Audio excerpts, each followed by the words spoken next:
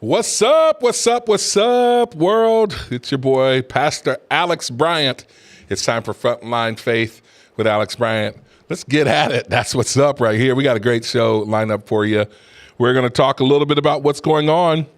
Just a lineup. Trump, it started off, he's with his executive orders. The guy's only 2 days in the office, and he's hitting it on DEI. Now, people have been sending me messages.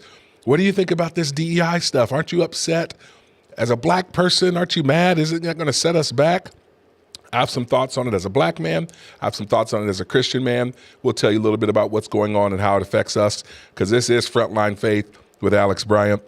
We have a special guest that we'll have on the show. We have Colonel Scott McChrystal. He is a military and an American hero. This man has served over 30 years in our military active duty. He served at West Point. He was there during 9/11. He's an active duty Vietnam vet. He's a good friend of mine, and he's a Springfield native. His brother is a general who led the surge in Iraq and helped us get us out of that war under President Bush under President Obama.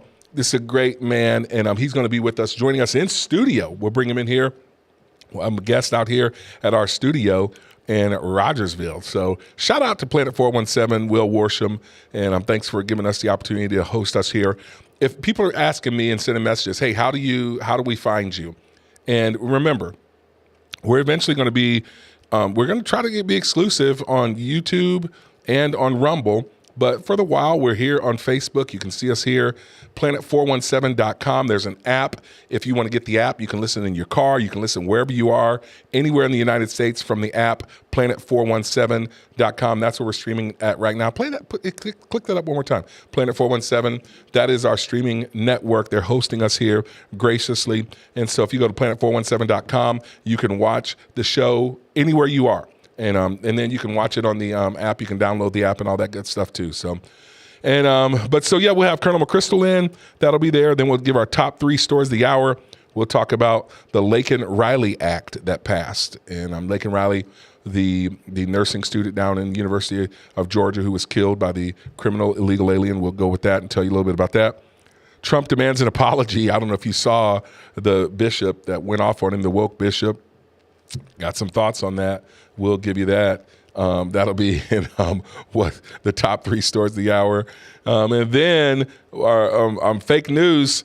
There's some fake news. Well, this isn't fake news, but CNN, they're laying off hundreds of staffers. And so we'll talk about that. And then we'll go into our final segment. What's everybody talking about? That's how we play it here. So let's get it popping with the big deal. The big deal? Opening news story.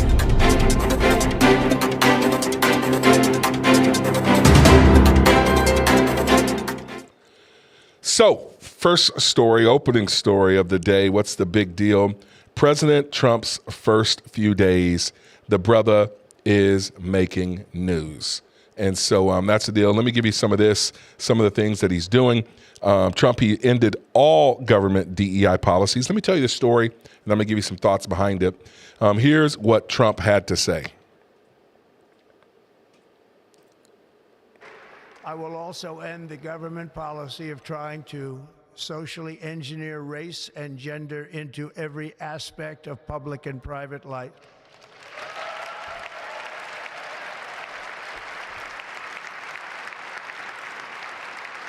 We will forge a society that is colorblind and merit-based.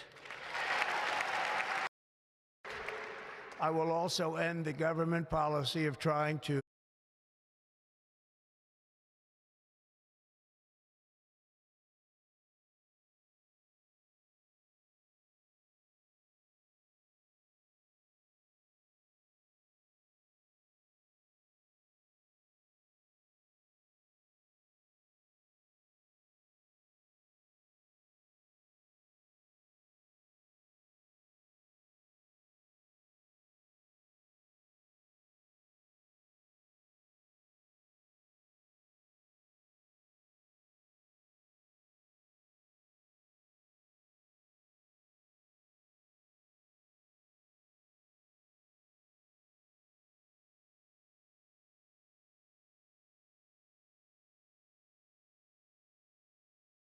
disciples. So we move from, whoa, we got some, what happened there? Hey, a little bit too loud there on the TV, I guess. Yeah. All right, so did that. We're having some technical difficulties over here. You hit a Hey, button. Todd doesn't something show up happened. one day and it all just goes to heck. Okay, so we move from Fort Myers, Florida. We pastor in St. Louis. We're over the Dream Center. And there's a church, about 600 people, predominantly black. And again, we're just making disciples. I do believe that everyone needs to hear the gospel. I don't care if you're black, white, brown, male or female. We want to spread the gospel. And I do recognize that we are a diverse nation.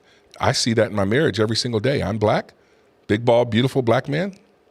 My wife's a little bitty old white lady.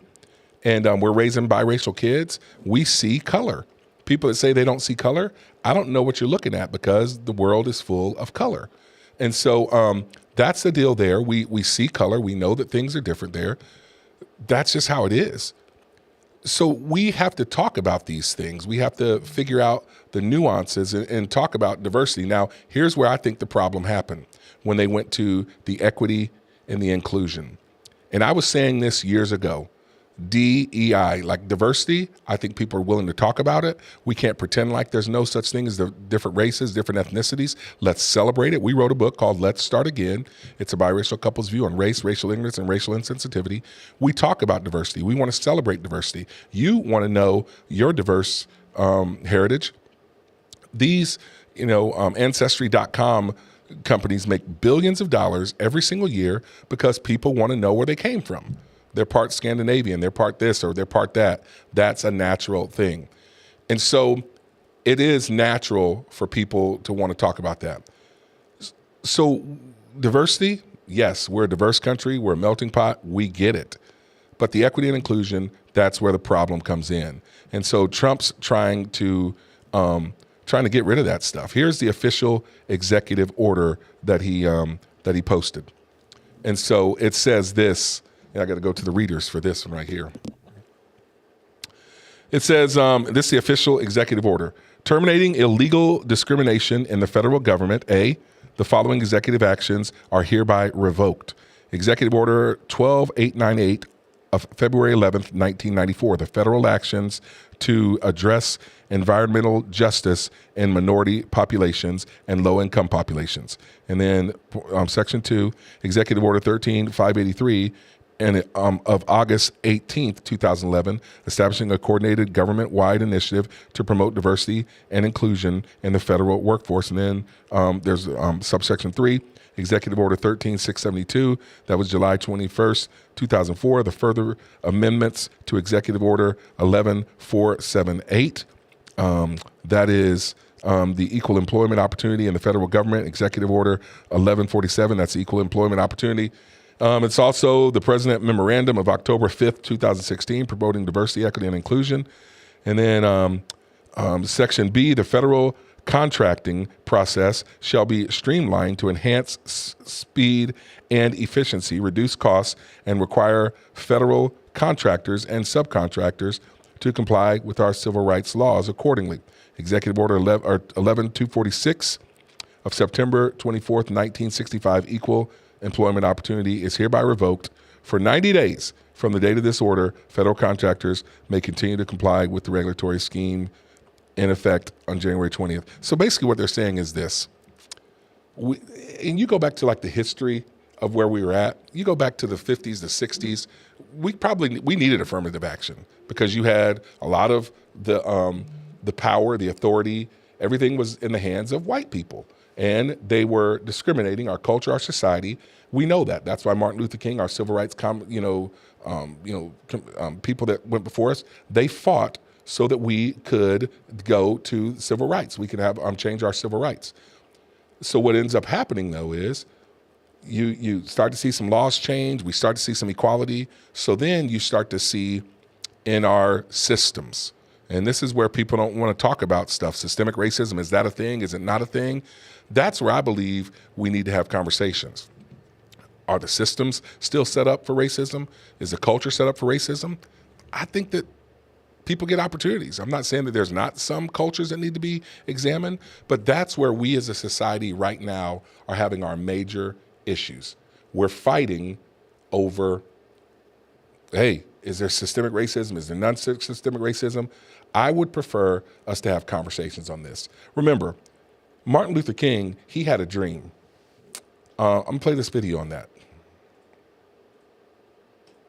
Even though we face the difficulties of today and tomorrow, I still have a dream. Yeah. It is a dream deeply rooted in the American dream. I have a dream that one day this nation will rise up and live out the true meaning of its creed. We hold these truths to be self-evident, that all men are created equal. I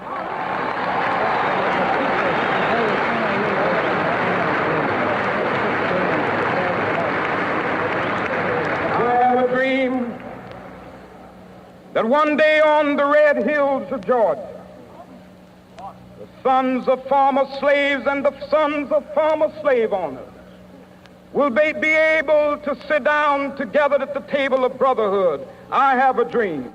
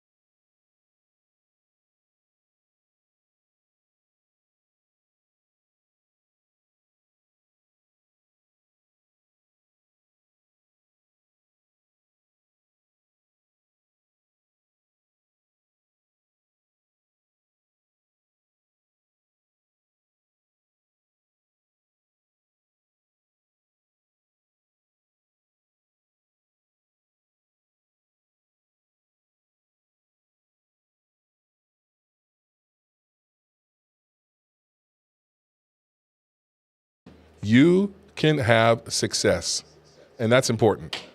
So I think were we off on it? They weren't listening? All right, well, so it is what it is. Martin Luther King, he had his dream. But the reality is this. I'm getting some feedback over here. I'm gonna push that right here. The reality is this. I am a testament to the fact that in America, if you work hard, if you keep your nose clean, if you're willing to do your part, take personal responsibility, you can have success in America. That's what it's all about. And that's kind of where we're going. And so Trump now is saying we're going to be merit-based. Merit-based. That's what it's all about. And I like that. I like the fact that we're saying that our country, if what do you do? It's like sports is the ultimate meritocracy. I mean, it is to where in sports, if you work hard, if you play hard, if you are willing to put in your part, to do your part, you're going to achieve success. On a football field, it doesn't matter what color you are, doesn't matter what country you're from, it doesn't matter. If you're stronger, if you're faster, you're willing to do your role, play your part, you're going to be on the field because we want to know, are you going to help us win? Are you going to do your role, play your part and do your role to help our team win? That's what I think it should be like in our country. That's what our businesses should be like. And again, I travel a lot. I'm around our country a lot. I think that a lot of people feel that way. Now, again, do I think there's some knuckleheads that still want to keep black or brown people out? Yeah. Are there some good old boy clubs that still want to keep women out? Yeah. That's where we all have to come together. And we got to say, no, we don't want that in our country. That's not what we're about here. That's where we have to come together and say, no, thank you. So Trump is ending DEI. I see people, they're up in arms about it. I noticed that some people love Trump and some hate him. There's some people that are, no matter what he does, they're already ready to fight him. They're already saying, see, here you go. They're going to be haters. You see it on Facebook. And there's some people that are going to like him no matter what he does. I'll say this, can we all just give the guy a chance? If he's not your pony, Give him a chance. Let's see what he's going to do. Because we got together as a people. We voted. He won the Electoral College and the popular vote, emphatically. That's a mandate. The American people said we want his policies, his philosophy of America first. And that's it right there. So he's doing some other stuff out there. We're looking at, he's ending the DEI. Second thing is that he's making some deals, man. He said we're going to win on day one. Trump highlights his partnership with the investing companies for AI, artificial intelligence. $500 billion investment. Let me give you this story. Check this out.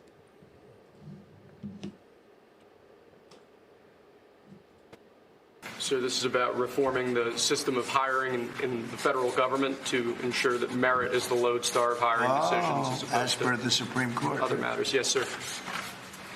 Here's a big deal, merit. Our country is going to be based on merit again. Can you believe it?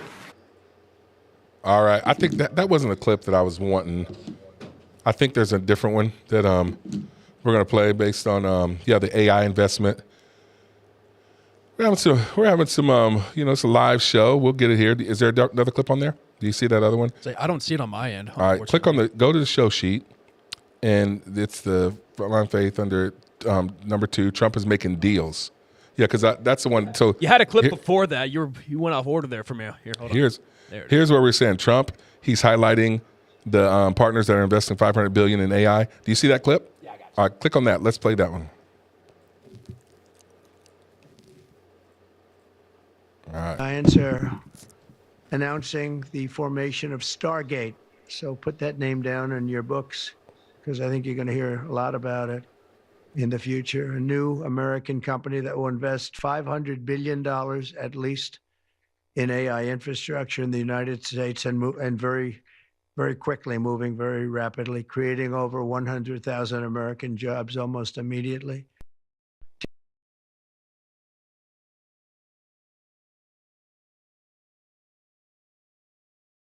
About this joint venture investing in the infrastructure for AI. Now, I've said this before. I'm scared of AI. I've seen all the Terminator movies. You know what I'm saying? Look, turn me right here on this one. I want you to see my eyes on this one.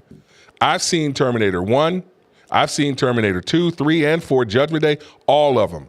I've seen Arnold Schwarzenegger, coming at you, trying to, Terminator. I've seen The War of the Worlds with Tom Cruise, where the machines all rise up.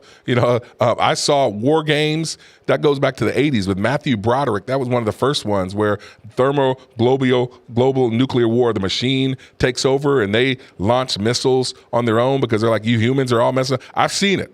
I've seen what AI could do. I watch movies. I don't like AI. But the reality is it's here. It is here. And who's going to be the ones to control it? Is it going to be in the hands of the United States, or is it going to be in the hands of China? That's the question. And you look at these companies like OpenAI, Oracle, SoftBank. They have formed this partnership, and they're saying, we want America to be players in AI. In order for that to happen, you got to have energy. They're building these infrastructures, these AI infrastructures, these data holding centers, because AI basically gets all the data, like that movie with Johnny Depp, Transcended or something like that. They get all the data and they got to be housed somewhere. It's got to be housed in these big old warehouses. And so they have to invest in these things. They're building the first one down in Texas. And so we need to, when you're looking at this initial investment is expected to be about $100 billion, and it could go about 5 times that. So that's what's happening. You look at these partnerships with these other companies that are saying we want to invest. That's better than just government jobs or government handing out money to everybody, sending people stimulus checks. I would rather companies who are making money in some new industry that we know it's going to be global, worldwide. Why not have these companies investing? And that's what Trump is saying. That's what he's after. That's what he's trying to do. The guy is a leader in that. Now, here's another thing. When he was signing executive orders on his first day in office, Trump said that, he was asked a question. He was signing all these executive orders, and one of the reporters said, hey, so where's your first trip going to be? He's like, well, usually it's England. He goes, unless, last time it was in Saudi Arabia. They said, hey, we'll invest $450 million or $400 million in the United States if you come here. So he's like, I'll go there first. They're going to invest 450 or 400 billion, not million, billion. And so he goes, hey, I'll go there again if they want to. He goes, there's got to be probably a little bit more, since, inflation and everything. So, he's like, I'll go there if they want to invest 550 billion in the United States. I'll take a trip there. That'll be my first trip. It's the art of the deal. Trump says these things. He says them out loud. All these countries are listening. They are, because the next thing you know, there's one of the crown princes in Saudi Arabia says, hey, we want you to come here because we're willing to invest 600 billion in the United States. Check this out. This is Trump talking about it.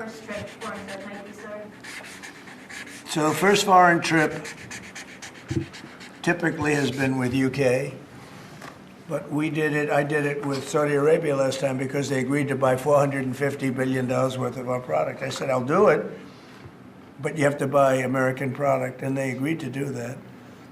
They bought $450 billion. It was the least reported story I've ever been involved in. And now, where are you planning to go now? Well, I don't know. If Saudi Arabia wanted to buy another 450 or 500, we'll up it for all the inflation. Mr. President, you say you were going think to I probably- end the So yeah, Trump's saying, hey, Saudi Arabia, we're gonna, you want to invest? I'll come over there, and I love it.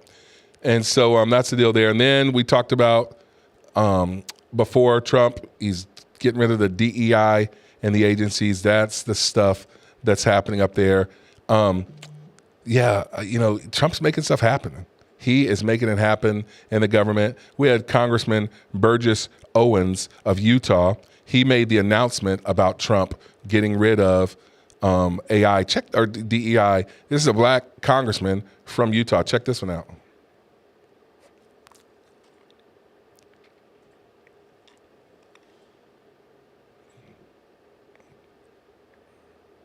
Today, President Trump's put together an executive order that ends DEI, so we can once again get back to what makes our country really great. That's meritocracy. So go out there and work hard, work tenaciously, dream big, and know that in the process of doing that, you're going to win. Love it. DEI is dead. All the best. Merit-based, baby. Merit-based. So effective 5 p.m. yesterday. Different offices in the government, they had until 5 p.m. yesterday to dissolve the offices, and then people were getting paid, and they were going to reassign them. But we got to get rid of all that stuff there. I was wondering how rampant DEI was in the government. And Lawrence Jones, I like Fox and Friends. He gives this this report on how rampant it is. He's got a guest that he's talking about. Check this out. Strategic plan, the budget, the advisory group, the equity and action plan, the task force, the economic report. I mean, why is it everywhere? Yeah, look, it's wild, but it's been a really great 48 hours here in Washington. Most officials come to this city and they hope to turn the ship of government maybe 1 degree here, 2 degrees there. President Trump has come in and he's fundamentally shattered that mindset. He's grabbed the wheel through these hundreds of executive actions. He's turned the ship around, and he's setting us out on a course for a great American revival. And here in D.C., it's sort of been a tale of two reactions. For the swamp, it's been a rough 48 hours. I think they describe it more as shock and awe. But for the patriotic Americans, they feel like this sense of decline, this sense of malaise that's taken over the country over the last 4 years is ending. And the way President Trump is doing it is going right to the source of that decline, and he's getting rid of it root and branch, and DEI is part of it. To your point, people would be shocked if they learned how much DEI had been embedded in agencies. At the FCC alone, we were spending millions and millions of dollars promoting it. Thanks to President Trump's leadership, that's ending, and we're getting things turned around, focusing on our core mission of actually just connecting Americans. So there you go, man. I mean, who knows? Like, there's been a lot of policies put in under the current administrations that feel like, hey, we got to advance. And again, if this is a conversation that we need to have. This is what I'm going to say to people as we are navigating these things. Let's not get to be combative with people. There's people that feel like, hey, it's needed. Like, we still have a lot of work to do with advancing the races and the genders. Again, they lose a lot of Christians when they go into this equity and inclusion stuff, because inclusion is the LGBTQ agenda. And as a Christian, I'm not down with that at all. And that's hard. So then they look at you, they want to label us bigots, they want to label us, homophobic. I'm not. I just believe what the Bible says about gender, about, sexuality. And most of us too, the Democrats lost a lot of people when they started to put that ideology on kids. I don't want kids I don't want my kids having sex with their heterosexual sex, not until you're married. So it comes down to our religious beliefs. When you force those things on us and when you try to push that on our culture, that's when we stand up and say, no, we're not down with that. I know a lot of people that would say, I'm not political, but politics came to me. There were people that I know who would say, I don't really follow politics. But when they start doing this stuff with kids, grooming kids, transgender stuff, when they push that, the books and all they're like, they made me pay attention.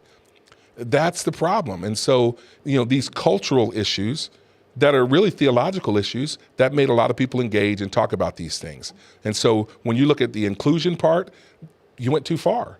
You went too far. As a black person, I want there to be conversations about how can we celebrate diversity? How can we not have a problem with diversity? How can we get to where it's merit-based, where people don't see race, where we do have participation from all kinds of people, doesn't matter what ethnic you are. If you're the right person for the job, let's have you do it.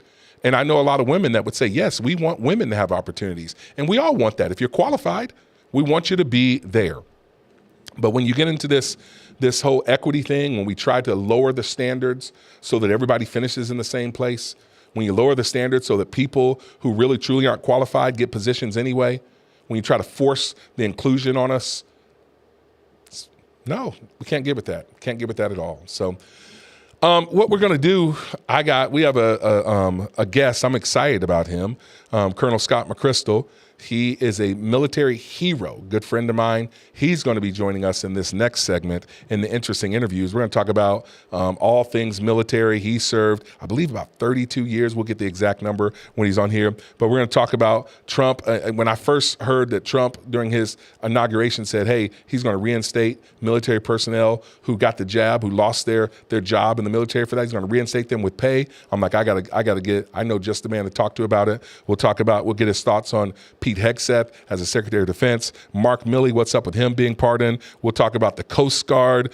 Commandant, Admiral Linda Fagan, that was terminated because of DEI and other stuff. There's another Army Secretary that's a 4-star general that got fired for meddling over trying to get somebody promoted as a lieutenant and stuff. There's just so much good stuff we're going to talk about, and we'll do that next with Colonel Scott McChrystal right here on Frontline Faith with Alex Bryant.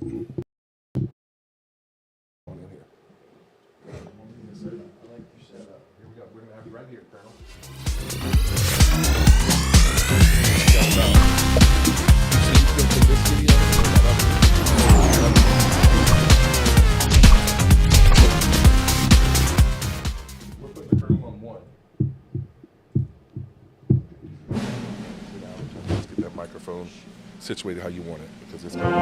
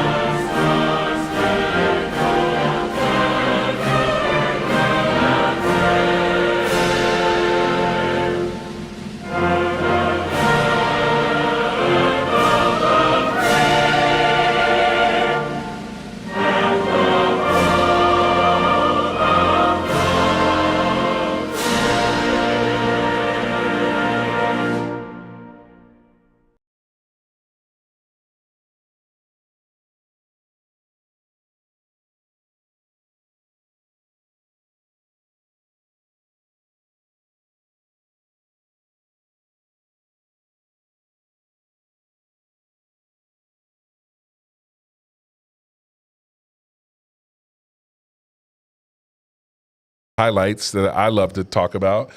During 9/11, he was with the cadets at our academy up there, West Point. Yes, sir. And I remember, Colonel, tell the story like when you heard about 9/11, you were with the cadets. I love it when you tell that story.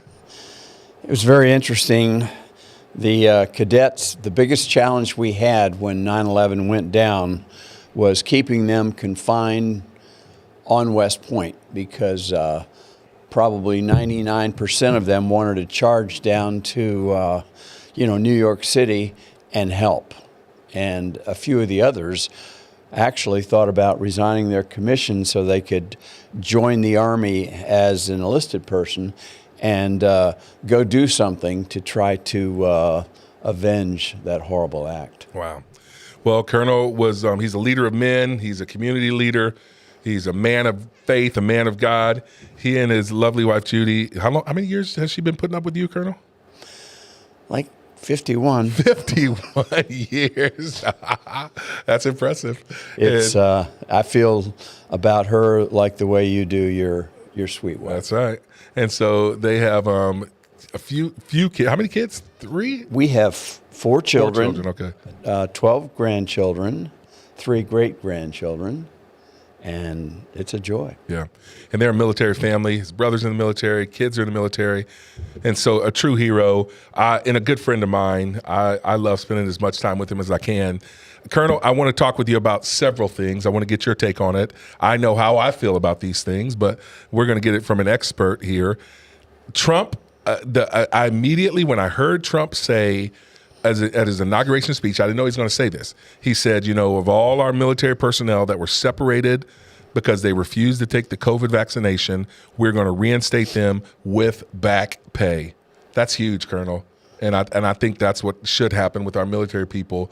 What do you think when you hear something like that? I agree. I know a number of people who were forced out, but I also need to add, Alex, that we don't know the exact number that were involved because there are, in some cases, a number of people who chose to get out. They didn't want to take the COVID, but they weren't actually forced to get out. They just didn't want to stay in as a result. So the numbers are not certain right now, but I do absolutely believe it's the right thing to do, and I believe President Trump will follow through on his promise. I've never served in the military, but I have family members that have, and I've always admired and honored our military people. These are people that put their life on the line. I mean, like literally that say, hey, we're willing to go and fight and die for the rest of us. Mm-hmm. And so of any group of people that you're going to take care of, you got to take care of your veterans. You got to take care of them. Absolutely. Absolutely. So, well, Colonel, what do you think about Pete Hegseth being nominated as the Secretary of Defense? I think that nomination is going to go through. He's, the Senate has to confirm him. What do you know about Pete? What do you think about that? I'll try to be as objective as I can. First of all, I agree that I believe he's going to be confirmed. It's they've thrown a lot at him, and in some cases fairly, in other cases typically very low blows. Yeah, I think Pete Hegseth is a good man. On the negative side, where the Democrats have resisted his confirmation, I can understand some of the moral issues, the issues with alcohol, but as that one, I believe it was a senator, stood up and confronted his colleagues. Mark Wayne, yeah. Yes. It's something like people in glass houses shouldn't throw stones. Yeah. I got a couple questions on that. So, you hear stories about military people struggling with alcohol, substance abuse. How rampant is that in the military? Is that a big thing? It's a problem, Alex, but I'm going to say certainly much more so in the lower ranks. But overall, I don't think it's a huge issue, certainly not among the leadership. The lower ranks, yes, often caused by many of our bases, particularly overseas. We just don't have the facilities and some of the interests that particularly single soldiers could take advantage of. And instead, for instance, in Germany, they're going to, or not in Germany, in Poland, they're going to put a number of troops into there. What they are thinking about, but I hope they're looking at, is the challenge with bringing families over and making sure there are sufficient facilities that will provide recreation and other wholesome activities. And that's going to be a stretch. It's expensive, and the infrastructure there is not presently developed. So is it a problem for you, Colonel, and even, and I'm not saying you're speaking for all military people, but for a gentleman that served 34 years in our military, you definitely have a voice that we want to hear from. Is it a problem that Pete Hegseth was like basically a junior officer? I think he, I don't remember his rank. Was it lieutenant? He was a major. A major. So is that a problem, or would you rather see somebody that's a little bit higher ranking? Here's what I would say. I would say that it's not a problem. Has he led large organizations, certainly like the Department of Defense? No, he has not. On the other hand, though, I think he offers such a fresh look at somebody that's passionate, somebody that I think clearly understands that the mission of the military is to fight our nation's wars, and we've got to get readiness, we've got to get, involving training, we've got to get the equipping, we've got to get the right weapon system, and we need to cut down on the bureaucracy that just hampers pretty much all facets of the Department of Defense. And I don't think it's so much, no one person can have all that knowledge, but if he listens, he's going to have a wealth of what I believe are solid counselors around him. And if he will listen and just use his, his passion and his vision, I believe he'll be fine. Yeah. Here's why I think that he got the job, because I read his book, The War on Warriors. Like, he wrote a book before this, and it's the Battlefield of the Mind. He talks about how DEI and CRT is permeating our schools. They're saying that they're not teaching it, but it's in the, he's like, they baked it into the cake. Good author. The guy's a brilliant guy. He's went to Harvard, and I think also Yale, maybe. He went to both those schools. But when he wrote this book, The War on Warriors, I think Trump saw it, because he talked about the fighting ethos. He's like, we got too much DEI in the military. We got, he's the one that exposed some of the transgender things. And he's like, the people sign up for the military to go and to get the job done. It does take a different person to sign up for military. You got to be a protector, probably one that's understands conflict is necessary sometimes. There's some people in our society and in our culture that's like, avoid conflict at all costs, even if that means that you compromise to the point of weakness. And Pete Hegseth is like, you'd have to have a fighting ethos. Lethality is the word that he used. I think Trump read that book and was like, that's the guy I want leading the military. And I certainly agree with that sentiment. And I think another thing that President Trump is going to need, as he needs from all of his appointees, particularly cabinet members, he's going to need somebody that's going to be loyal, but at the same time courageous enough to say, President Trump, I disagree for these particular reasons, and this is what I recommend instead. From what I can tell, he is a man of that courage. I would also say in this that he's made mistakes, but I think Pete, in front of the, all of the confirmation process, he's been transparent. He's been honest. He said, I've made mistakes. And the question would be, who hasn't? And from what I can read in American history, as well as history of the world, I've been reading about some Greek and Roman history, what countries need as far as their military. Love to have people that are totally moral and don't have these, damaging habits.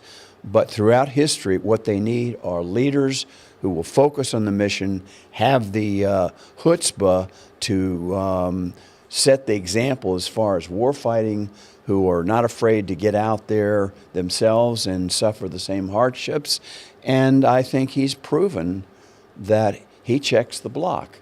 Of course, We don't know until moving forward how well he'll be able to handle that. But who is able to step into an enormous job like that and know everything? Nobody. Yeah. We're talking with Colonel Scott McChrystal. He, 34-year military veteran. He is an American hero, a husband of 51 years to his lovely wife, Judy, father of 4, grandfather to 12, did you say? 12 grandkids? Yes. 12 grandkids. And man, he's one of our area heroes. I want to ask you this, Colonel. You, from Vietnam to 9/11, I think you got out, when did you get out of the military? 2005. 2005. So do you, and your brother's, was in, and general, he's not in the military anymore, is he? No. Stanley, he got out? He's retired. But you have kids that are in the military now? Yes, got So 2 sons. a lot of friends, I'm still sure. Many. Okay, I want to ask you this. In your opinion, is there a problem with wokeness in the military? I'm going to say, to some extent, there has been. Do I believe it is it as bad and widespread as, I'm going to just be honest, even conservatives have said? No, I don't. Okay. I think there are realities like DEI, diversity, equity, and inclusion, that have certainly come along with the culture. And the military, as we all know, Alex, is impacted by the culture. In the recruitment, we bring in young people that have been out in that culture. But in an overall sense, I believe this is going to boil down to leadership. And I think that leadership has to start with a commander-in-chief, and that would be Donald J. Trump. They just haven't seen that leadership over the last 4 years. They haven't seen transparency, and they haven't seen their leader. Already in his first couple of days, especially at that military ball the other night, I was so impressed with what he laid out and said he was going to do, and the obvious excitement that it seemed like everybody in the room, and there were thousands, had about what they could expect in the way of support from their commander. Have you ever been to like one of those military balls? No, I'll be honest, I really don't like attending official functions. I've been to a few at a lower level, but I think that'd be cool. All those gentlemen in suits and the ladies in there, that'd be cool. Brother, maybe I can talk to a friend and get you invited. I don't know about that. I wouldn't. I'd stick out there. Let me ask you this, Colonel. Do we have a readiness problem in our military? I'm going to say yes, and let me qualify it. Do I believe we still have the best military with all the branches on this planet? Yes. However, I don't believe we're budgeting enough for defense. I certainly don't believe that we're putting the necessary emphasis the way China and Russia's been getting on-the-job experience big time in Ukraine. But didn't they lose like 1 million soldiers? Is that like stuff true? Is that intel true? They've lost a lot, but my sources tell me they're learning a lot. So with the equipment and the weapons that we've been giving Ukraine, the Russians are quickly countering that and have gotten a lot smarter than when they invaded Afghanistan. How do you see war in the future being fought? Like, you were in Vietnam. You were down, there in the fields and stuff. I mean, you look at drones now. I hear people say the next war is going to be fought with drones, sitting by dudes and women and men sitting in air-conditioned little pods or whatever. I mean, is that reality? I think it's going to be a very complex approach. But in the end, Alex, and I'll go back to the Revolutionary War, when you considered a bunch of militia, farmers, barbers, cooks, you name it, other merchants, going against an army that was dominant across the world, you would have never thought it was possible. What was the difference? They wanted freedom, and they were willing to give their lives. So first of all, I would say the fact that Americans appreciate freedom, and I do believe if we were challenged with another world war, some people would be surprised at how this country would step up just like it did during the previous wars. That said, I think we're going to have to take a look at this counterinsurgencies strategy that we've been having right now with all of the technology we've got and the reporting we've got. Something you say to me can get around the world in seconds. Would you agree? Yeah, you see that? What we've seen over the recent past is that when a civilian gets hurt, a civilian gets killed, 3 get killed in an effort on our part to take out some bad actors, we react. We somehow think that fighting a military, war, battle is somehow has to be surgically pure. Okay. And that's just not true. So I remember watching the movie Lone Survivor, and I think that's what you're talking about when they were like, Yeah. they're up on the mountaintop. They encountered these shepherds, whatever. They came up and they're like, and some of the guys were like, we got to terminate them. And there was this argument like, no, we can't kill them. We don't want to be seen on CNN. And then it turns out we lost a lot of people because they didn't kill those. One of those guys went back down. I guess he was a terrorist, or at least informed them. I mean, Colonel, like, what do you do in a situation like that? Because now hindsight's 2020. War's hell. I mean, I would have had to terminate them. Here's what I would say, Alex. I'm right with you. When you look at wars in the past, and you look at our dropping hydrogen bombs on Japan, Yeah. I believe in the end we saved lives. It would have been much worse had we not done that. The war would have been prolonged.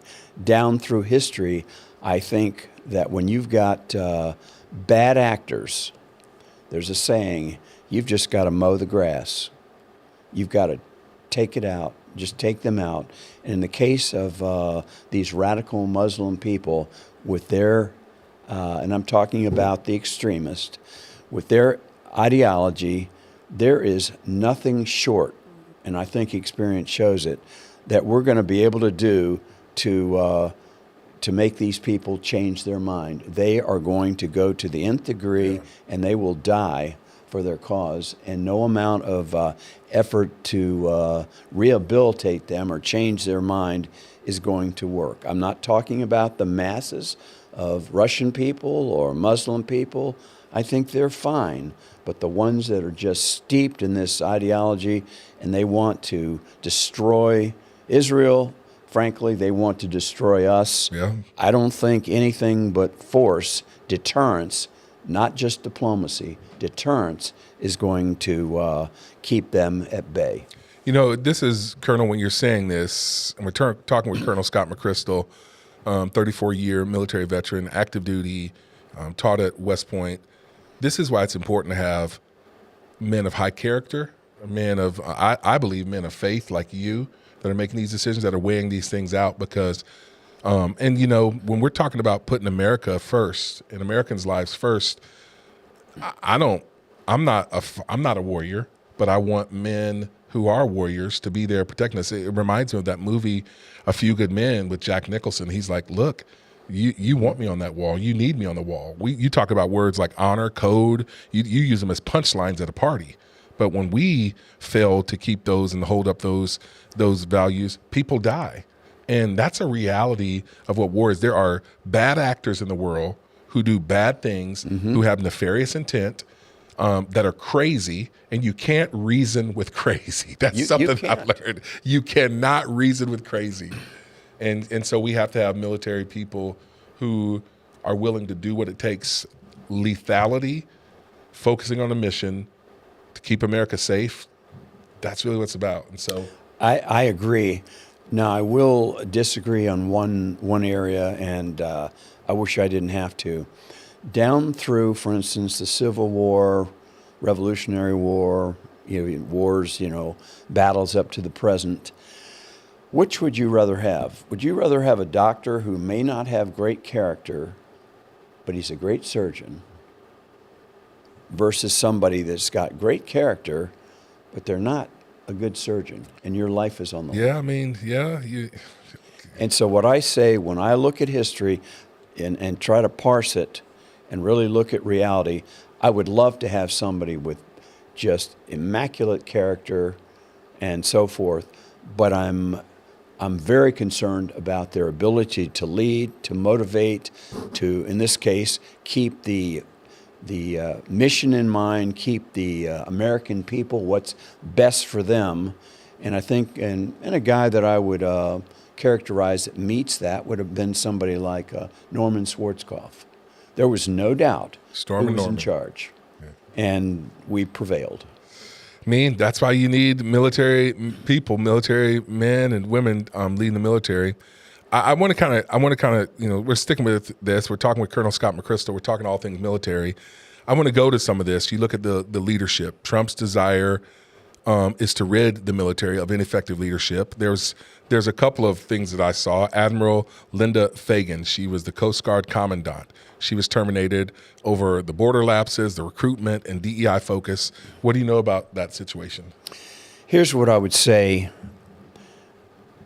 The military does not take relieving a 4-star admiral or general lightly. They did their homework over months, and in her defense, I will say, leading the Coast Guard, and she was the first female to do that, is an immense job. Until a few years ago, I had no idea of the length and breadth of what Coast Guard responsibilities were.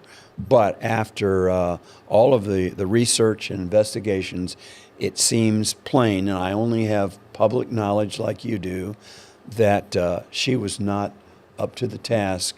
And then throw in the fact that she was putting more emphasis than she should have in diversity, and sort of lauding that. And the military needs the right person for the right job, and we don't care what race, what color, what religion, any of that. We've got to get the job done with the right people, and I think she clearly fell short. That was like the lady that was put in charge of the Secret Service. Mm-hmm. You had an attempt on Trump's life, and you're like, oh, well, she was friends with Jill Biden. That's why it appears like she got that job. It's like we have to focus on lethality. We have to have people in these roles that understand that fully, and that they have the right focus moving forward. Because are you going to put time on making sure you got the right quotas of women and gay people, transgender people? Or are you going to focus on, do we just have the right people to keep things safe? I agree 100%. You also see, and some of these stories are coming out. There's a story, the Army Secretary fires a 4-star general for meddling in promotion access. General Charles Hamilton. He was the commander of the Army Material Command. Apparently, there was someone under his command that he wanted to see get promoted. I don't know the process on that, but he kind of went to the promotion board and was kind of like almost twisting their arms. Almost, it seemed like he was like, kind of like, hey, I need you to do this or else. I mean, is that kind of the case in this situation? Well, here's what I know, and I have some confidence that both the Inspector General at the Army level as well as at the Department of Defense level did a thorough investigation and found it wasn't so much that he wanted to support this lady, and by the way, this is an important thing to know, this was a female. It's that he interfered and actually made phone calls to the people who were sitting on this panel, which is a definite no-no. It's like me saying, hey, I need you to do me a favor. I know it's not right, but we got to get this person through. And in this case, it was not for promotion. It was for selection to battalion command. This is a lieutenant colonel. The Army has done a great thing in my mind over the last several years. They have seen some holes where people were doing well coming up through the ranks, but they had let some things go. They had gotten out of shape. They just didn't remember some of the basics they would need to command. And so they formed these boards, and these boards are so secretive. For instance, the people that were on the panels actually couldn't see the person that they were talking to. There was a curtain. And so it was very secretive. They wanted to be as balanced as they could. But when they evaluated this lady, she flunked. What this gentleman did was he went back, called some people that were on the panels and tried to get her looked at again. She's a woman, you think? Yes, it's a woman. And and a couple things happened. Number one, when a person flunked that board, it was supposed to be 12 months before they could reappear. Well, she was allowed to reappear very quickly, and when that happened, she flunked again, and the vote, according to what I read, was 5-0, no. And that her track record just showed she was not the kind of person. Now, on top of that, and I'm not trying to start a rumor, but this is a very important piece. You know, like there is in every organization, fraternization.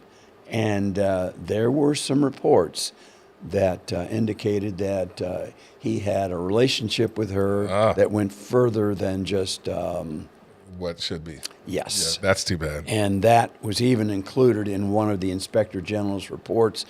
And they said while they couldn't prove it, it seemed to them that that was most likely. Now, I don't want to start rumors, but that was what was said in the report. So and this is important for the American people. We've lost faith in Congress and our politicians. We've lost faith in the media. Some people have lost faith in the police. On some issues. We got to keep it high in the military. We do. And that's like, is that something, the military ethos, where you guys are like, hey, you've served, your family served. You want to keep that high? Is that why it's important to have good leadership? Absolutely. And I think for the most part, whether you're talking about a 4-star general all the way down to a sergeant or a corporal, I think we have generally good leadership. I do think with Donald Trump, and we're not expecting the man to save the world or save the military, but it's about leadership. And I think regarding the military, it's fair to say that everything rises or falls on leadership. From what I've been able to tell, and I've had a number of connections with people throughout the active Army as well as reserves and National Guard, there is an upbeat mood. There is an excitement. There is a definite rise and excitement about recruiting. And I think overall, things are going to get better. And you're saying now because quickly. Trump is back. Absolutely. Yeah. Absolutely. Okay, so I have a surrogate son. He's like, kid that came to live with us when he's a freshman in high school. He's my oldest son's age. His name's TJ. He's in the military. He's out at Fort Irwin out in California. I think I've told you about him. He called me the other day, and he's just like, man, he goes, people are excited about Trump. He's a Christian guy. He's married now, and his wife is a Latino, and they're from Texas, and they were never really into, Trump or Republican stuff, but he's like, she sees it, and he's like, man, people we're talking to are like, yeah, it's better that Trump got elected now. Now we can do what we were hired to do. He said that he thought about getting out. He said he talked to a lot of people that thought about getting out early, that were thinking about making the military a career, but under Biden, they're like, no, we're not going to do it. It's like, he's like, they don't put an emphasis on leadership. They've lowered the standards. He's like, his wife Maya even says that. They because some women can't do as many push-ups as men. They can't run as fast, and so they've lowered standards for them. And he's like, now they're starting to lower it for other people that are identifying all this DEI stuff. That's an issue. It's an issue. I think anytime you lower the bar. Now, in that regard, I want to say something about women. I believe, there's some women that can do as much as you and I. You know that. A lot of them can do as much as me. I'm an old man. And I'm an old lineman. You're an old lineman. I don't think I've ever done I've done one. I've been able, in my life, I've been able to do one chin up at the height of when I weighed about 290. My senior year, I could do one pull or chin up, so I could do some dips. But yeah, dude, 290 pounds. Well, I'll just say this, though, strength and ability come in different shapes and sizes. If I met you in an alley, and I'm in good shape, and I'm no pansy, but I would run the other way. Thank you very much. Well, there you go. But I want to say this about women. I think it's tragic when anybody gives females in the military a hard time. And there is still some of that going. They have to prove themselves, whether they become chaplains or, fly jets and so forth. But I think it's getting better. It's been a slow haul. But in many cases, I think clearly women are better than men in a lot of the administrative positions. There's no doubt, and I say that from my own personal experience. So I'm thrilled that this is hopefully going to get balanced, and I hope that women who want to join the force, assuming they can meet the requirements, we welcome them and we need them. Yeah, there's a place for everyone. I mean, that's the thing that I heard Pete Hegseth talk about when he was going through his confirmation hearings. He's like, there's a place for women. There's a place. My son TJ was telling me that there's jobs for everyone. There's like, I don't know how many different jobs, but like hundreds of different jobs in the military. There's jobs for everyone, anyone.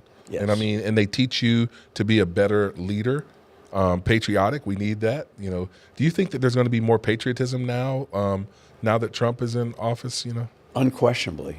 And I think one of the things that is going to help the military is when you take things like, Vietnam, and I was a part of that, but you take the war in Afghanistan and the unfortunate way we withdrew, that hurt a lot of those veterans, particularly the ones who fought in Afghanistan. They're thinking, what did I do? It seems like it was all for naught. Yeah, that's terrible.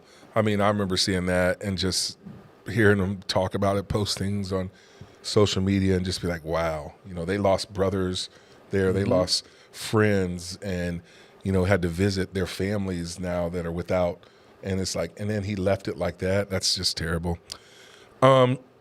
So let me ask you about this. Trump revoked the Biden order allowing transgender troops in the military. Now, I heard Pete Hegseth talk about this as well, transgender. He said those people really will never be battlefield ready. Like, let's say you have a biological male who wants to be transgender. We're paying for their surgery, first of all, and then they basically, if they actually get the transition, and I'm not trying to be vulgar here, but they actually have to cut in what would be a vagina, and that's an open wound. It naturally will want to close, and so you always have to have something that's, medicine, number one. Those people can't be battlefield ready, can they? I mean, because isn't that something to... There are probably exceptions in every case, but I'd say this overall. One of the things that people don't appreciate, and I'm hoping there will be more emphasis on this, is that we need to be more battle focused. We need to train better, equip better, take out some of the red tape. And commanders today have so many ancillary responsibilities that they can't. If you look at the manual requiring all the things that you as a commander are supposed to do, there are not enough hours in the day. So what we need for commanders is to take a look and help them prioritize, and all these other ancillary things need to disappear, or at least be taken out from under the responsibility of the commander. The commander does not have time to deal with all of the issues surrounding transgender soldiers. Yeah. And I'll give you one example that I was directly involved with. We have a chaplain that I was an endorser for. I was his bishop, so to say. And 8 or 9 weeks prior, and he was in a unit in Oklahoma, 8 or 9 weeks prior to the arrival of a particular soldier, he got a call from his commander. And the commander, interestingly enough, had just arrived to the unit, and he was concerned because this soldier had already indicated that he wanted to come to the base, and it was clear that his goal was to get transition surgery. And that's so why he came there. Yeah, that's why he came. And so between this chaplain and this transgender soldier and the commander, there was an inordinate amount of time and expense dealing with one person, and a typical battalion has at least 500, if not more, soldiers and a mission to take care of. It was absurd. Wow. So basically he was just using our military to get the surgery paid for. Yes. So if people want to be transgender, fine. But don't do it in the military. And not on our dime. That's There's no our place dime. for it. That's our dime. I mean, that's how I look at that Exactly. stuff. So I'm going to leave you on this question, Colonel Scott McChrystal. The Army is determined to meet its 2025 recruiting goals. We've not hit them in a while, the recruiting goals, I understand. Actually, and I'm going to say this to be fair, I think the present head of Secretary of the Army, the one that Christine Wormuth indicated, and I think her figures are accurate, that as of 2024 September, for the first time in a while, the Army actually did meet its recruiting goals. The Marines have done better, the Navy's had challenges, but overall, you're exactly correct, we haven't been able to do that. That said, though, from the day that President Trump was declared the winner, people signing up through the early sign-up procedures and so forth has spiked dramatically. Sure. And I think it's going to be a dramatic rise overall in young people who want to join the military simply because they see the support that their commander-in-chief is going to render. And they believe his promises, and so do I. That's awesome. Colonel, man, first of all, thank you for your service. Oh, no. For you and your family. It was a privilege. I'm going to have you do this. I mean, there's our camera right there. Right here, you're going to be looking at this camera right over here, Colonel. Just talk to that young person or that family that's has a young one in there, and they're like, I got some of our good friends I went to college with, played football with them, known him and his wife. Their son just joined the Marines, Blake, and she was a little bit nervous but proud, but like, how do we need young men and women to sign up, and we need families that are going to support that. You're not a recruiter, but give me your best pitch, Colonel. Certainly. Let me talk to the young people first. Over my 50-something years of associating with the military, the vast majority of young people who have decided to make the jump out of the normal mainstream of culture into the military have been extremely pleased with what the military has taught them. Some got surprised, like myself. I joined for 3 years and stayed for 34 years. But, and so many of you might join and just say, this is an experiment, I'll try it. I don't think you can lose by stepping out. The military can teach you so many things about responsibility, discipline, and it will give you time, teamwork, unity, all sorts of things. And it will also teach you to be a less selfish person. And I think we all need that. So I would say now is a great time to join, but you won't know unless you're willing to take that chance. I don't think you would regret it. That's awesome. Now, to the parents, let me say this, and I'm going to say this from a faith perspective. At one time, not too long ago, we had both of our sons, our only two sons, both in harm's way in Afghanistan working with special operations. They were in a combat zone. And wow. And I reacted one way, she reacted another way. As a dad, obviously, I don't want to see any harm. I certainly don't want to see them killed. But at the same time, I believe God has a mission, a will for every one of us, every one of your children, and they weren't forced, they weren't coerced.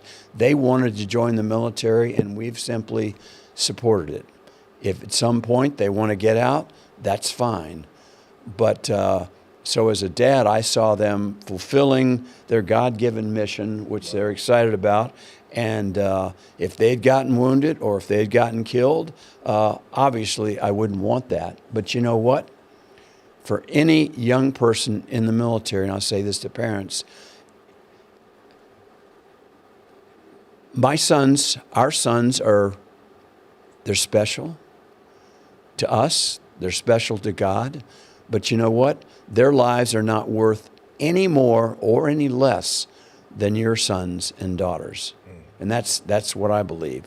So as far as you taking a look at the landscape and what happens if your son or daughter decides to join, I would encourage you to let them go. Don't push them, but support them if that's what they honestly feel is right now their calling.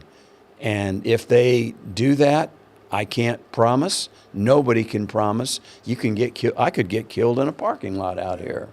But I have seen God come through in so many cases, and I've seen young people so enriched by their experience, and the military enriched by their contributions. So I'd say, parents, this is a serious thing, but remember that while they're your children, they're God's children first. Wow.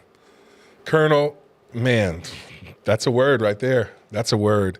I'm reminded of, I think it was Stonewall Jackson, who was known for his just bravery on the battlefield. Right? He was. He's like, I'm just as safe on the battlefield as I am on my bed because my hand is in the hands of God, and he knows every day, every hour. And that's kind of what I'm hearing you say, Colonel. Exactly. So, Colonel Scott McChrystal, thank you for joining us here on Frontline Faith. We're going to have you back, obviously. I had you on the radio show quite often. You're one of my favorite guests. You're a military hero, an American hero, and we are better for listening to you and hearing what you have to say. So thanks for joining us today on Frontline Faith. Alex Bryant. And my last comment, Alex, is you were wrong on one point this morning.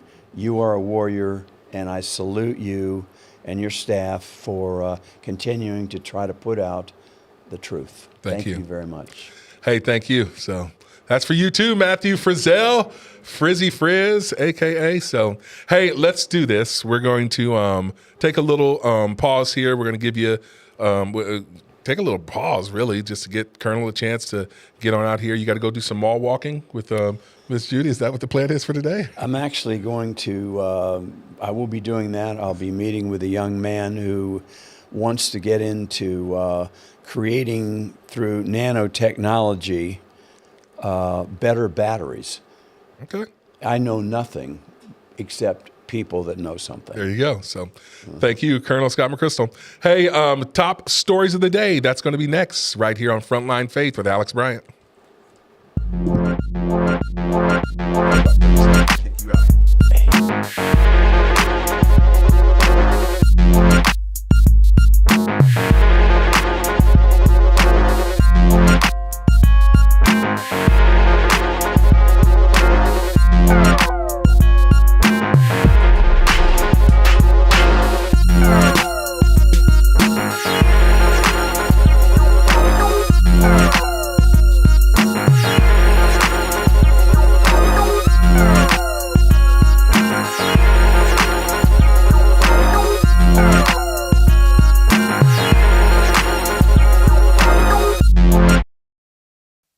Top stories of the day.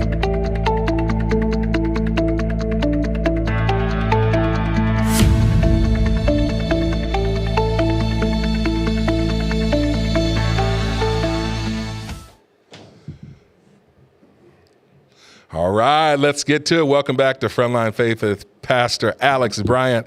Top stories of the day. I got a few of them that I want to go over with you. Number one, the House and the Senate have passed the Laken-Riley Act. It passed, and now it's on its way to President Trump's desk. This bill would require the Department of Homeland Security, that's DHS, to detain illegal immigrants charged with crimes, like serious crimes, like burglary, minor theft, larceny, assault of a law enforcement officer, and acts causing death or bodily harm. Listen to this overview.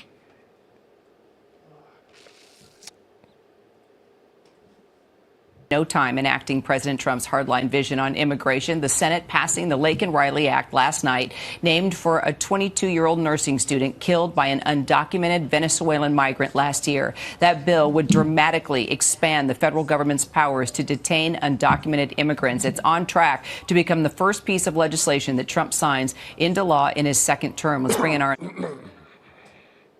So that is, the deal. I remember when that story happened, Laken-Riley, that 22-year-old college student down there in the University of Georgia.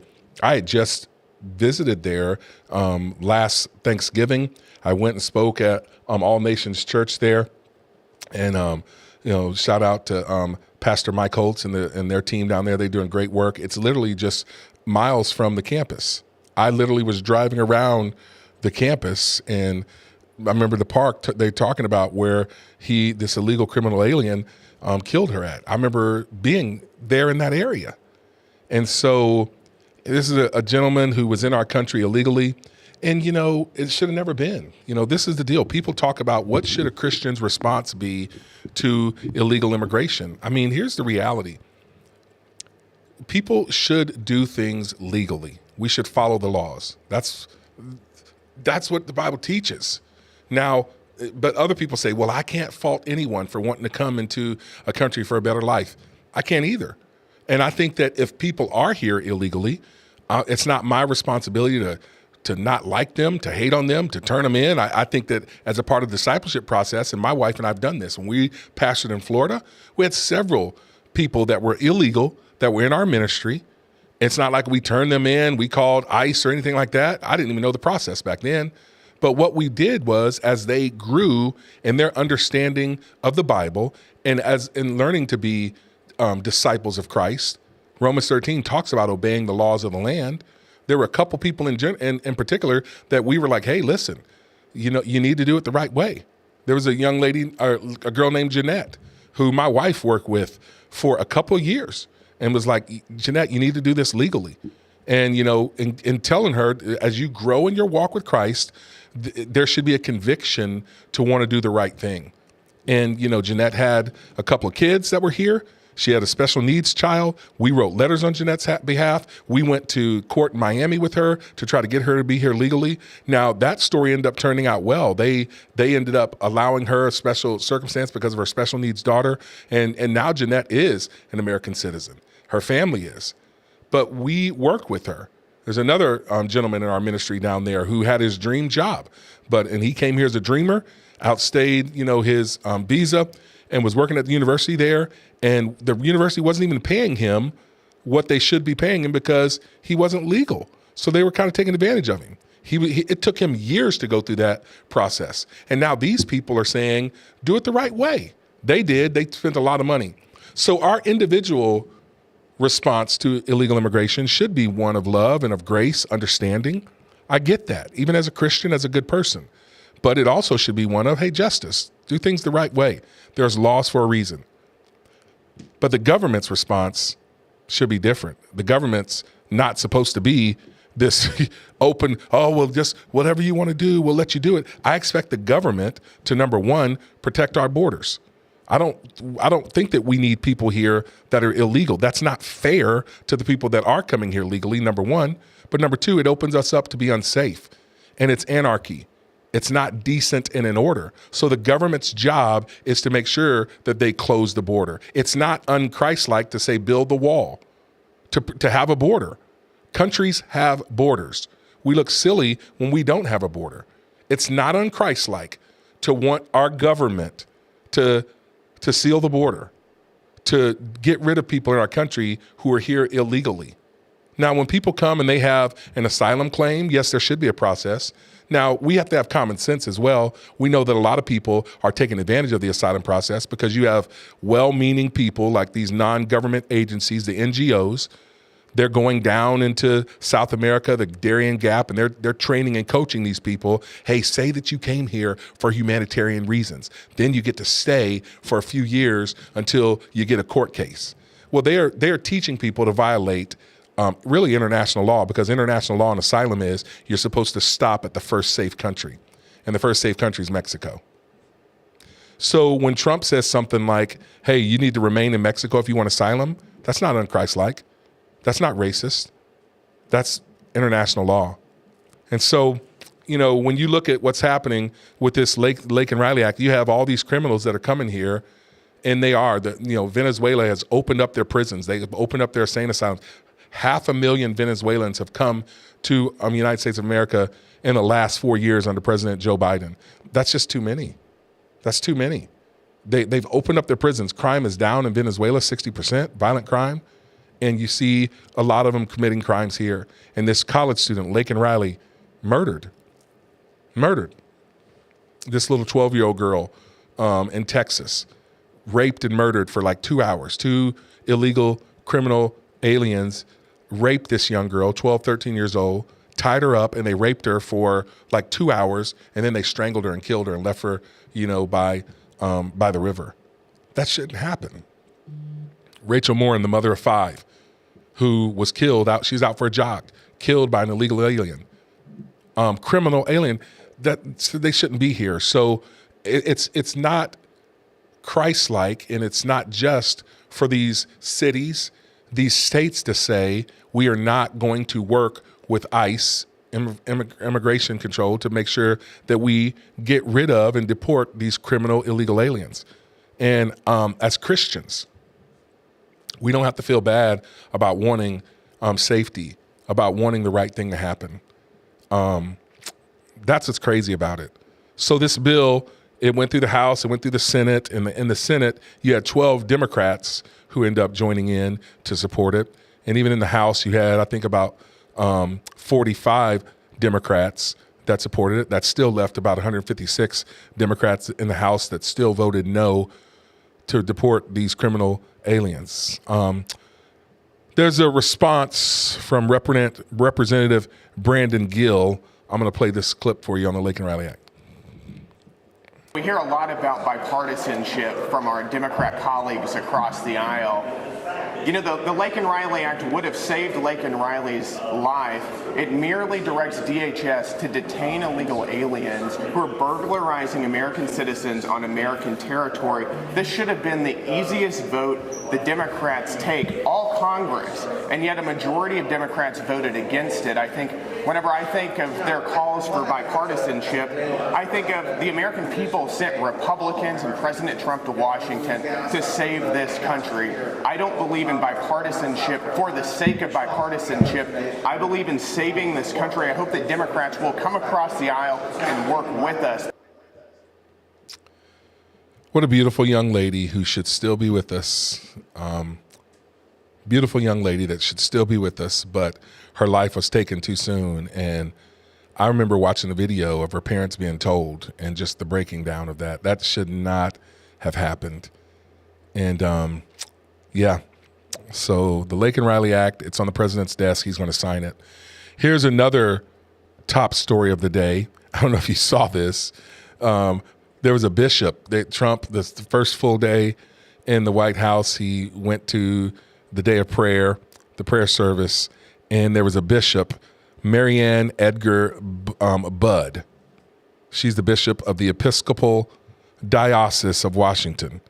She basically lectured Trump on what he needs to do. Just listen, check this video out. It's crazy.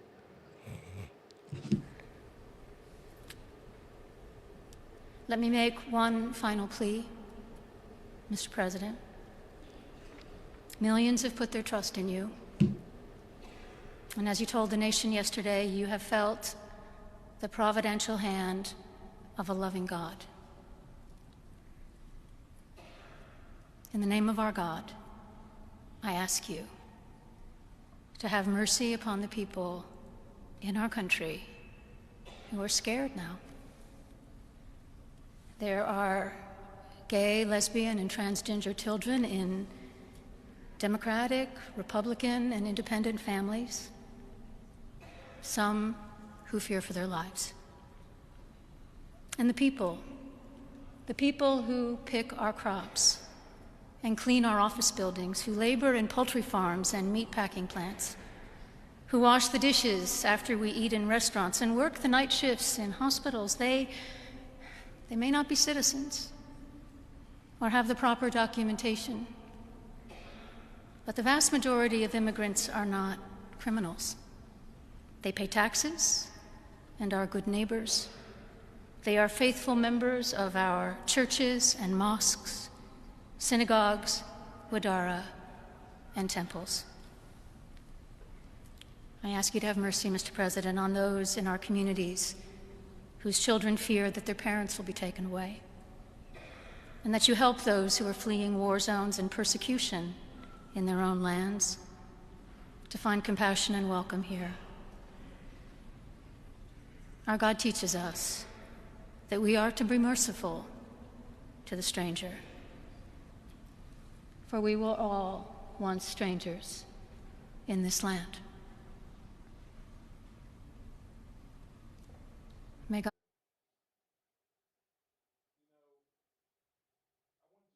Little bit of it so that you can hear and see what she had to say. I've watched it a couple times. I noticed the body language of President Trump and even JD. They were gracious, but you're sitting there going, why is she lecturing us? Who did this? Now, in the what people are talking about section, people are saying somebody that set that up should have been fired on Trump's team. I mean, who approved that lady to do that? It was inappropriate. She basically rebuked Trump. She lectured him to have mercy on the LGBTQ people and the illegal immigrants. It was inappropriate because she knows Trump's stance. She knows his policies. It's not like she went into that ignorant. She took an opportunity to basically, I'm going to tell you what I think. As what they call it now is speak truth to power. No, you're not speaking truth to power. You're speaking what you believe is your truth. That's moral relativism. What's right for me is right for me. What's right for you is right for you. I'm going to speak my truth. No, there's one truth. And the reality is there's a lot of us who believe that God made us male and female. I have sympathy. I feel for people who are struggling with their sexuality because it's causing them to sin against God sexually. And God punishes all sin. It would be the same with someone who is heterosexual, a couple that's shacking up and they're having sex before marriage. That too is wrong. The Bible talks about that. We can't water down truth. We can't not talk about what truth is based on our situation. That's called situational ethics. That's what leads a lot of people down those entrapments, those lifestyles that ensnare us in sin. That's one of the dangers of the LGBTQ agenda. You get someone into thinking that who they are, their fundamental, their personhood is wrapped up in their sexuality. I am a gay person. That's what people think. That's their belief. That's their ideology. And then who they love, that's their feelings, their emotions. And then you entangle them with, now a lot of the laws that, where they have these agreements, marriage, that's what they're pushing for. And that entraps people into a lifestyle of sin. That's why for me as a Christian, I'm not being judgmental of anyone. I struggle with sin. It's not homosexual sin, but we all have our struggles with sin. But for me, the Bible is the ultimate source of truth. And I can't force that on anyone, but I'm not going to be silent in sharing that. And I am going to stand up and fight so that we don't force wrongful and hurtful and harmful ideology on our children. That's where, a lot of the Democrats lost a lot of people when you started pushing that on kids. When you started the what do they call them? The drag queen story hours and stuff like that. Come on, man. What you do in the privacy of your own home, God gives you the freedom to do that. As an American, you have the freedom to do that. But when you start taking that to kids, come on, man. That's where they just went way too far. And that's where a lot of people are going, wait a minute, why are they publicly on the square with these pride parades, flaunting the sexuality, twerking and on floats to kids? We're like, wait, that's not appropriate. It's not family friendly. That's not appropriate. And so to lecture Trump is not appropriate either. And so Trump's demanding an apology from her. Here's what he posted. And Trump did what Trump does. He said, the so-called bishop who spoke at the National Prayer Service on Tuesday morning was a radical left hardline Trump hater. She brought her church into the world of politics in a very ungracious way. She was nasty in tone and not compelling or smart. If you hit Trump, you know he's going to hit back hard. She failed to mention the large number of illegal migrants that came into our country and killed people. Many were deposited from jails and mental institutions. It is a giant crime wave that is taking place in the USA. Apart from the inappropriate statements, the service was a very boring and uninspiring one. Trump is harsh. She's not very good at her job. She and her church owe the public an apology. If you hit Trump, he's going to hit you back. There's just no denying that. Here's the last top story that I have. This is a crazy one. CNN, they are laying off hundreds of staffers in the first days of Trump's second presidency. Fake news, CNN.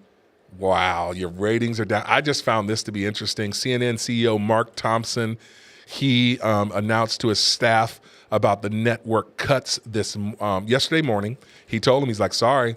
And he's given them specifics this morning. So this story came out yesterday, and the specifics of who's going to be cut, which staffers, which departments. You hate to see anybody lose their job, but here's the reality. Fake news, like your advertising's down because people know they can't trust you. You got commentators that are pushing a narrative. It's one-sided, it's unbalanced. You were hating on Trump. Your derangement was seen and known, and that's why people stop watching. When they stop watching, you got to lay people off because you don't have the ad dollars. And it's been reported that the layoffs won't affect CNN's most recognizable names. They're under contract. But, here's something I saw too.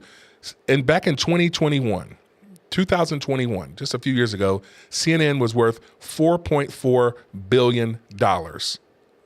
But it dropped to $2.3 billion in 2023. 2 years into Biden's presidency, their network basically was cut. Net worth was cut in half. That's according to tax documents from the network. Here's another thing. CNN revenue, it dropped as well. In 2021, it was $2.2 billion.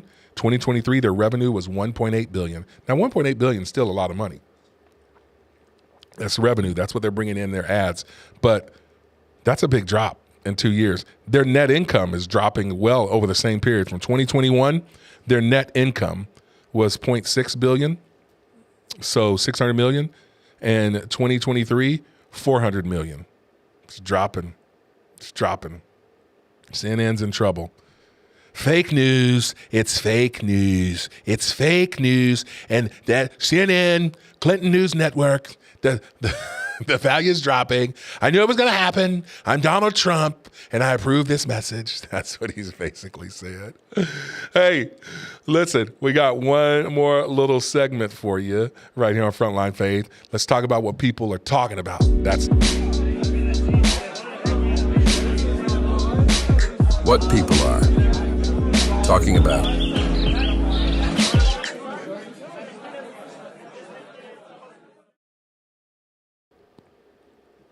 Let me tell you what people are talking about. I'm not going to go in order on this phrase. I got some notes over here. I'm going to give you this one. I felt sorry for this when I saw this. I was reading the news leader the other day. Did you know that the Missouri State Band, Missouri State, they were supposed to perform at the inauguration parade? So you had 300 band members from MSU that traveled to D.C., and they were supposed to perform.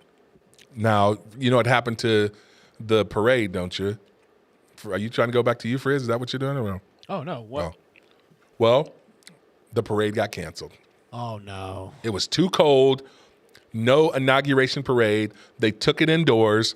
So I feel bad. We had that's an honor, first of all, Missouri State Band being chosen to go and perform at the inauguration. Number one, I'm thankful that they didn't say no because of politics. I mean, some universities probably would.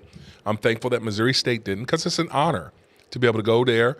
I don't know if they had to raise their own money or not. I'm sure they had to raise some for expenses, but who knows? You travel there, you're ready to play on the streets of D.C., and presidential inauguration, something you remember forever.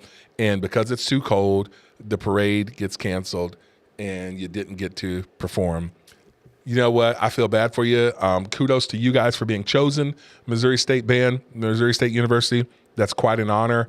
And you guys represented us. We're thankful for it. And we're sorry that you didn't get to perform. I hope there's another opportunity for you. So that's the deal there. Speaking of cold weather, I've seen all over social media people posting about their snow in Florida and in Texas. Now, that's crazy. I'm going to Florida this weekend, I'll be in the Orlando area. I don't think they got any snow. We're talking about mainly like the Sarasota, the Panhandle area, then I-10 corridor.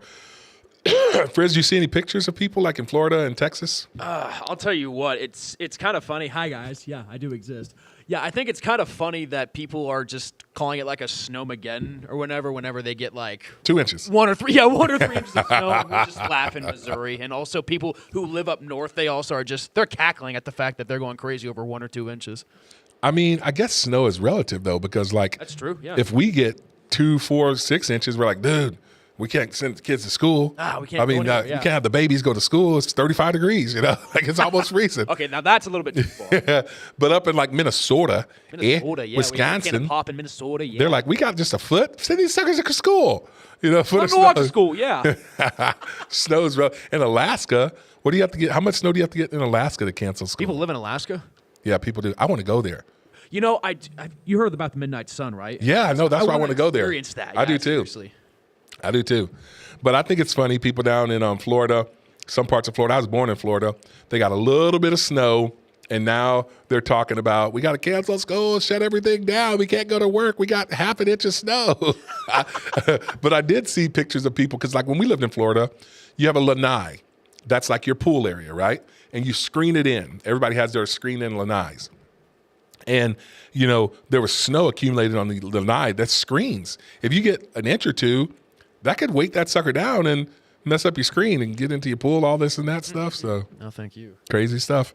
Florida and Texas got some snow. Here's another thing that people are talking about. I'm going to go to this one right here. Everyone is talking about Biden's last-minute pardons of his family. I mean, we mentioned it on the show last Tuesday. On his way out of office, the brother gave a pardon to Fauci, to the J6 committee, Liz Cheney and all them. Frizz has his look. Things that make you go, And so Biden, he ends up saying when Trump had already went to the stage, when, Trump was already about to start his speech, Biden says, oh yeah, signs it in the order, pardon my family, all my brothers, my sister, their spouses. And he took it back to like 2014 when they started all their trading and their secret deals and stuff like that. Put me over here. I got to give you this. That's shady. That's shady. Makes you go, Things that make you go, So here, check this out. Let's play this clip about this. President Joe Biden, this is what he said about these pardons back in 2020. Listen to this. Reminder. Well, it concerns me in terms of what kind of precedent it sets and how the rest of the world looks at us as a nation of laws and justice. Look, our Justice Department is going to operate independently on those issues, that how to respond to any of that. I'm not going to be telling them what they have to do and don't have to do. It's not my Justice Department. It's the People's Justice Department. In terms of the pardons, you're not going to see in our administration that kind of approach to pardons.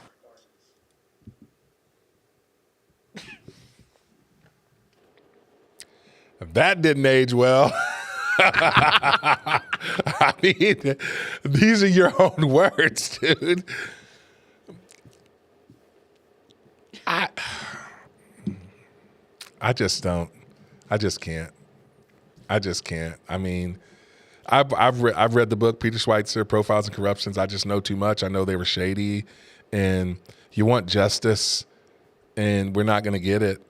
No member of the Biden family is going to spend an hour in jail, and it's not right. It's not fair, and it is what it is. It is what it is. So, do you think Biden even remembers what he said 4 years ago?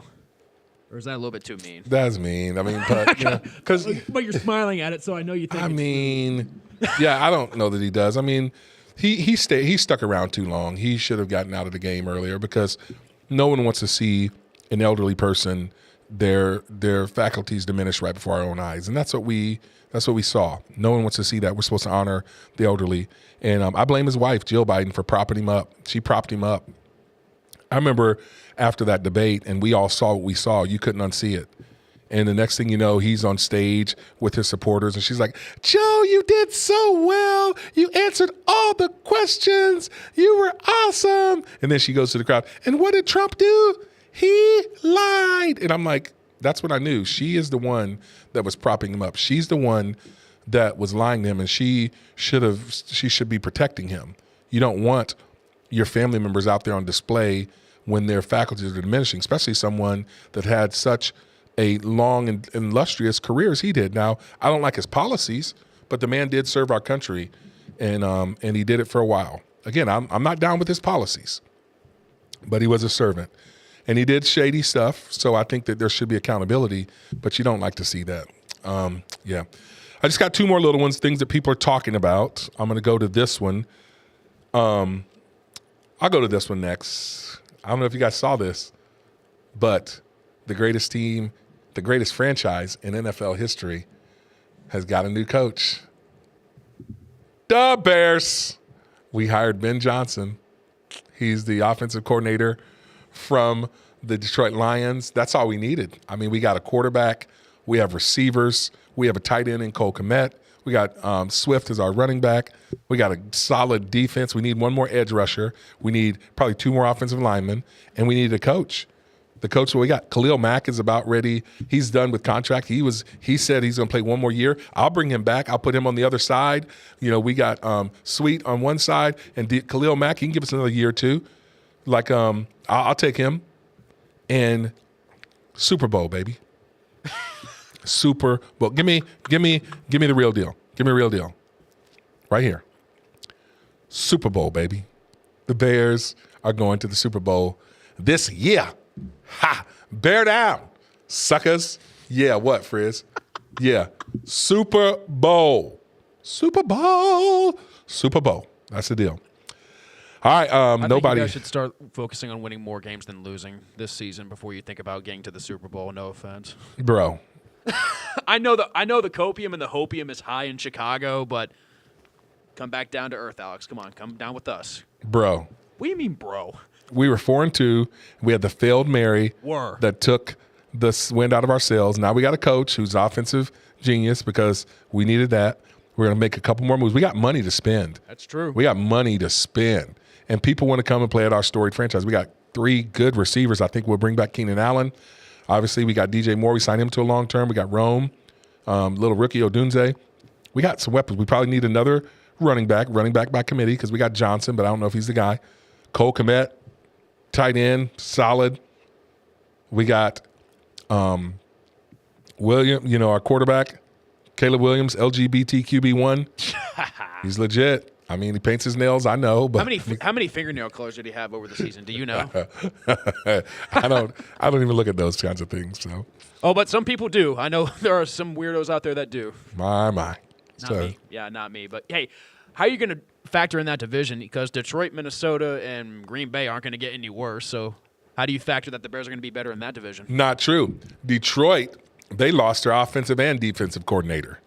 That's big right there. I still think they got good talent on that team. Yeah. Okay, they do have some talent. They got some weapons. But Goff, Jared Goff was playing out of his mind, and it was because he had a quarterback. He had an offensive coordinator that believed in him.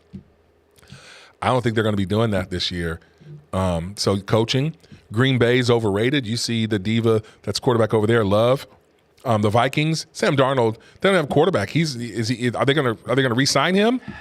They got the best receiver in the division, no denying that. Hey, Jettis, yeah. I mean, so you can't deny that. But the Bears have a chance. We got some weapons too. We get us a coach. We get us another DN.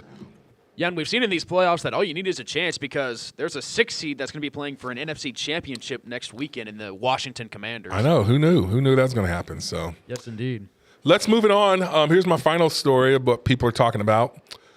I saw someone post this. When are all the Trump-hating celebrities leaving the country? I mean, he's back in the office now. When are they leaving the country? Because, if Trump wins, I'm leaving the country. What's up? I mean, when are you guys rolling? We'll help you pack. I mean, they're lamenting all over social media. How can we elect a criminal? You got people saying this left and right. They're going to, I can't believe it, Barbara Streisand, which I like Barbara Streisand. I like her music. But why do they go in so hard on hating on people? Why do they go in? I don't get that. Like they get deranged. The novelist Stephen King, I never did like read any of his stuff. That stuff scares me. That dude's, are you into that horror stuff? No. I'm laughing because I'm the same way as you, Alex. I'm not, no horrors for me. I don't roll like that. I mean, that dude's got some demons talking in his ears. I truly believe that. You got John Cusack. He was like the 80s and 90s actor. He says, I recommend not to watch 1 second of the inaugural Snuff film currently being broadcast. It is totally meaningless. Ice-T, the rapper or the actor, he's a rapper turned actor.